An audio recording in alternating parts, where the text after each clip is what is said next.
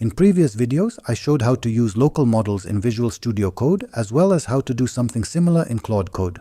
Now I want to show how I use Claude Code together with VS Code and how to connect a local model to this setup when needed. For example, it could be Gemma, Qwen, DeepSeek, or any other model of your choice. Hi, I'm Nick. And I've been developing software for 20 years. On this channel, I share my experience, insights, and thoughts about IT. So, connecting Claude Code to VS Code is quite straightforward, thanks to the official plugin from Anthropic. Go to the extensions section and search for it there. It's called Claude Code for VS Code.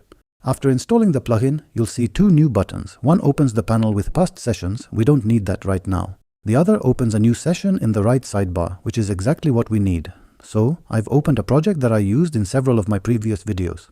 It's a simple to-do list project. In this project, there's a file describing all the tasks required to complete it. There are 7 in total. There's also an HTML file, where part of the required functionality is already implemented. If I remember correctly, only the first 2 tasks have been completed so far. I think this project is perfect for demonstrating how Claude Code interacts with VS Code. Alright, let's start by asking Claude Code to analyze this project so it understands what it's about and what's already been implemented. As you can see, it read both files and correctly figured out that the first 2 tasks are done, and tasks 3 through 7 are still pending. Great. Now let me open this HTML file in the browser so it's clearer what has already been implemented. As you can see, it's currently just a page with hard-coded tasks. At the moment, you can't really interact with the list, you can only add new tasks. The next steps are about turning the static list into a fully functional task manager. Now I'll minimize the browser so it doesn't get in the way. To make sure everything works as expected, let's ask Claude Code to implement the third task. And to help it better understand what I mean, I'll explicitly point to the file where the task description is located. As you can see, after typing the ampersand symbol, autocomplete kicks in to help you quickly find the right file, even if you don't remember its exact name. Alright, since the task is very simple, especially for Claude, it looks like it's already ready to make changes. To do that, it asks for permission to edit the file. There are 3 options, yes, no, and allow edits for this session. I'll choose the third option so it doesn't keep asking me every time. Before checking the result, let's take a quick look at what the third task is about. It requires adding the ability to mark tasks as completed.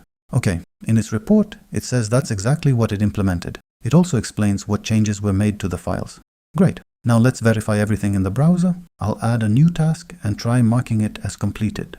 Yep, looks like the third task is implemented correctly, which isn't surprising for Anthropic models. And for a final test, to make sure Claude Code fully understands the project opened in Visual Studio Code, I'll ask it to implement all the remaining tasks, adding a delete button, displaying the total number of tasks, showing counts for tasks in different states, and persisting the task list between page reloads. So I'm asking it to complete tasks 4 through 7. While Claude Code is working on that, let me summarize where we are. At this point, we've connected Claude Code to VS Code, and now we have full access to its functionality directly inside Visual Studio Code through a dedicated panel. Everything worked almost out of the box in just a few clicks. Of course, this assumes you already have Claude Code installed and a paid account. Alright, all tasks are done. Claude Code provided a short report and even added a bonus feature that wasn't in the task list. You can now add tasks by pressing Enter. Nice. Let's open the HTML file again and quickly verify everything. I'll add a new task, mark it as completed. Good. The counters are working correctly. Tasks can be deleted. Now let's check persistence. Does it survive a page reload? Yes, as you can see, after refreshing the page, the task is still there. The clear button works too. Perfect. Everything works as expected. Claude Code is fully integrated into Visual Studio Code. Now I want to take this one step further and add local LLMs to the Claude Code plus VS Code setup so you can stay independent from internet access or a paid subscription when needed. But I'll repeat what I say in almost every video about local models. Don't treat them as a full replacement for paid models. They're more of a complement. So, to use a local LLM, you first need to have it running. You can use tools like Ollama, LM Studio, or any other LLM runner. I usually use Ollama or LM Studio. Today I'll go with LM Studio. This laptop already has the Gemma 4 model downloaded, so let's use that. To use a local model, don't forget to start the local server. It's very simple, just toggle it on. The default settings are generally fine, so you don't need to change anything, and make sure to load the model into memory. Now the most important part, how to make Claude Code use this model. This isn't something you can do in just a couple of clicks. You'll need to edit a config file, but it's nothing complicated. You just need to add 2 lines.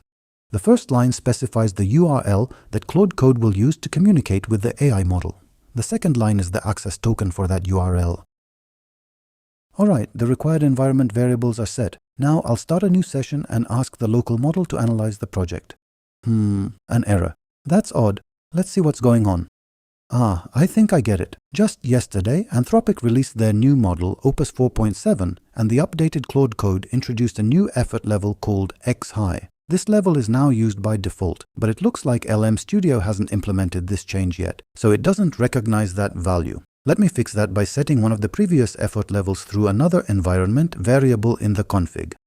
Alright, saving the config and trying again. Yes, this time it seems to be working, and the model has started processing my request.